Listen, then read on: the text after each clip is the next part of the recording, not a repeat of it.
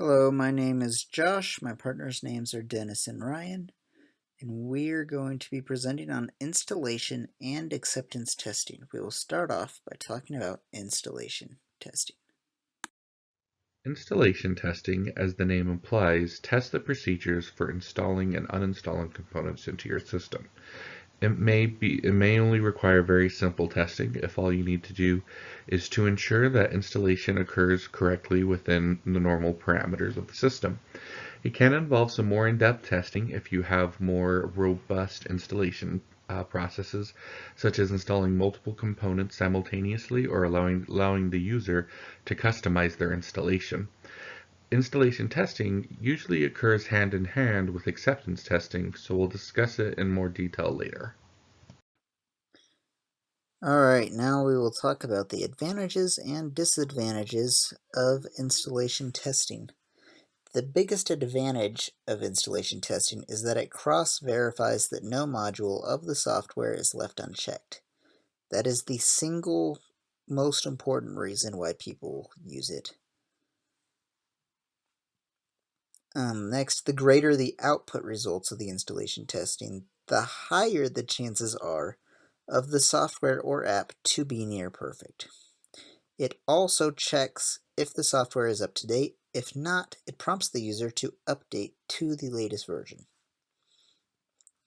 Now I'll flip over to those disadvantages. The results of the outcomes entirely depend on the test cases written. If you do not write a test to check for a certain bug or a certain section of the code, you could have so many bugs that go left unchecked. This will incorrectly give you really high results, which can be detrimental for a software that is being shipped.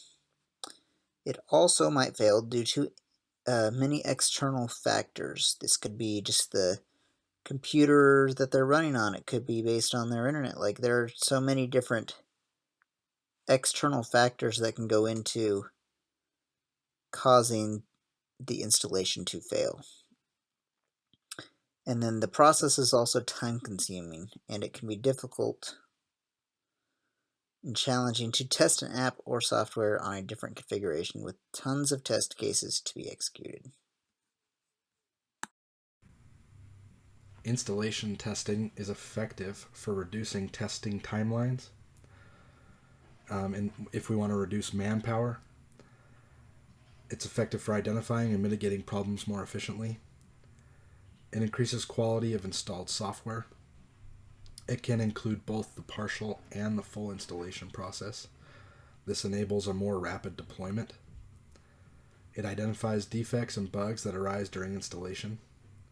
It helps find the optimum user, and it also can help with uninstalling software. We will now talk about acceptance testing. Acceptance testing is a series of tests on your components to ensure that they meet the shareholders' acceptance criteria. As each stakeholder will have different users for the systems you are providing, this means that there are no concrete acceptance criteria, and the criteria will vary based on the needs of the users. Acceptance testing is then further broken down into two categories: operational acceptance testing and user acceptance testing. Operational acceptance testing is used to test the broader criteria that overlap and tend to be universal for any stakeholder. These acceptance criteria include things such as reliability and functional stability. User acceptance testing criteria are criteria that is stakeholder specific and changes from user to user. Oftentimes, developers will create personas and scenarios which are representative of their stakeholders and end users to help ensure that they are meeting the correct needs. Testing for acceptance and installation testing is performed via black box testing methods. The only way to ensure that your components meet acceptance criteria is to test them in a setting that is representative of the setting the ultimate user will be using it in. Personas can help developers test their software in ways that may not come naturally to the developer, such as a persona who is specifically technologically illiterate or a novice to the technology, or a persona with a handicap, such as diminished visibility or deafness. Now we will talk about the advantages and disadvantages of acceptance testing. One of the biggest advantages of acceptance testing is that it encourages closer collaboration between the developers and the users. They also provide a clear and unambiguous connection between the customers and developers. A product that typically passes acceptance tests will be considered adequate. It also decreases the chances and severity of both new defects and regressions. Some disadvantages include many teams resort that the creation of automated acceptance tests requires significant effort.